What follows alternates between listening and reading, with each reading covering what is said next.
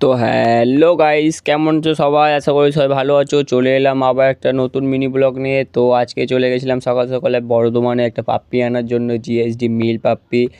তো পাপ্পির ভিডিও তোমরা দেখতেই পাবে। তো দাদারা দেবীপুর থেকে বুক করেছিল পাপ্পিটা। তো তাদের 15ই আগস্টের দিনে লাগবে, ওই জন্য আমরা পাপ্পিটি প্রথম দিন মানে একদিন আগে এনেছিলাম, এনে আমার বাড়িতে ছিল। তারপরে পাপ্পিটি তারপরের দিন ডেলিভারি হয়েছিল। তো ডেলিভারি ভিডিও তোমরা দেখতে পাবে।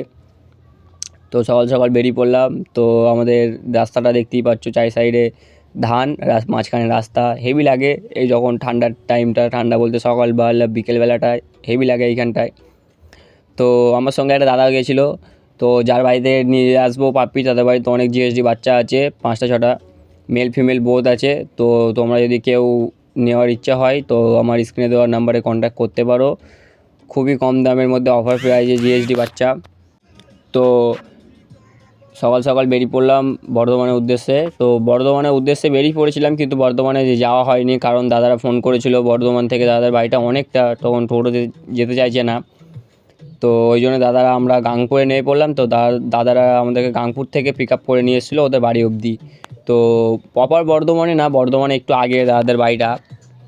তো এই তো আমাদের রসুলপুর স্টেশনে চলে এলাম, সাইকেলটা পার্কিং করলাম।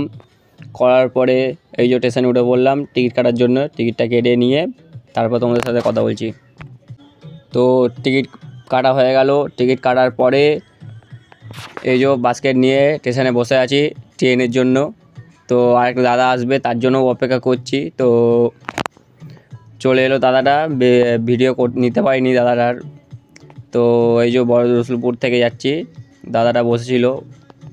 তো আরেকটা কথা বলে দিই তোমাদেরকে, তোমরা যারা ফ্রি অ্যাডপশানে ডেলিভারির কথা বলছো, অনেকে ফোন করছিল আমাকে। তো ফ্রি অ্যাডপশানে কিন্তু ডেলিভারি অ্যাভেলেবেল নেই, তোমাদেরকে বাচ্চাটা নিয়ে যেতে হবে। কারণ ফ্রি অ্যাডপশান তো আমার বাড়িতে হয় না, এবার যারা রাখতে পারে না তারা দিয়ে দেয় কুকুরটা। এবার আমি ওখান থেকে তার বাড়ি থেকে টোটো ভাড়া করে বা গাড়ি করে আমি নিয়ে আসি, তখন আমার এখান থেকে দিয়ে আসা সম্ভব হয় না। তো গাংপুরে নেওয়ার পরে দাদারা এই বাইকে করে আমরা 3জনে বেরিয়ে পড়লাম। দাদারা নিতে চলে এসেছিলো। তারপরে দাদাদের বাড়ির জন্যে বেরিয়ে পড়লাম। এটা বর্ধমানে দেখো রাস্তা সকালবেলায় কীরকম জ্যাম। তো ওই জন্য বেশি ভিডিও নিতে পারিনি, প্রচুর জ্যাম ছিল রাস্তায়। আর 3জনও তো গাড়িতে একটু অসুবিধা হচ্ছিলো, যাতে আমি ফোনে ভিডিও করি। তো ফ্রি অ্যাডপশানের এখনও 2-3টে ভিডিও আসবে। তো 2-3টে কথা মানে বলেছে, তো তোমাদের তার ভিডিও তোমরা দেখতেই পাবে। এই যে বাচ্চাগুলো এখানে একটা গোল্ডেন আছে দাদাদের ঘরে, একটা স্পিচ আছে।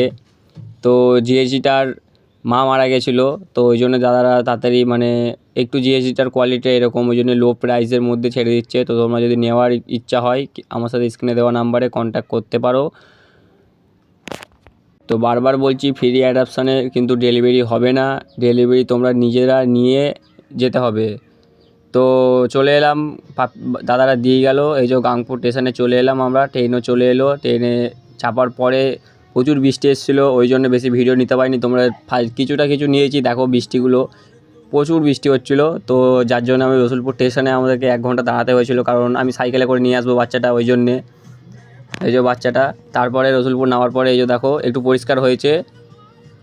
তারপর রসুলপুর থেকে বাচ্চাটা এই যে রেখে একটু জল ফল খাইয়ে নিলাম, কারণ ও অনেকক্ষণ থেকে বাস্কেটে আছে, তো ওরও একটু কষ্ট হচ্ছিলো, ওই জন্য কিছুক্ষণ রাখলাম, রেখে জল ফল খাইয়ে নিয়ে তারপরে যে বাড়িতে নিয়ে চলে এলাম।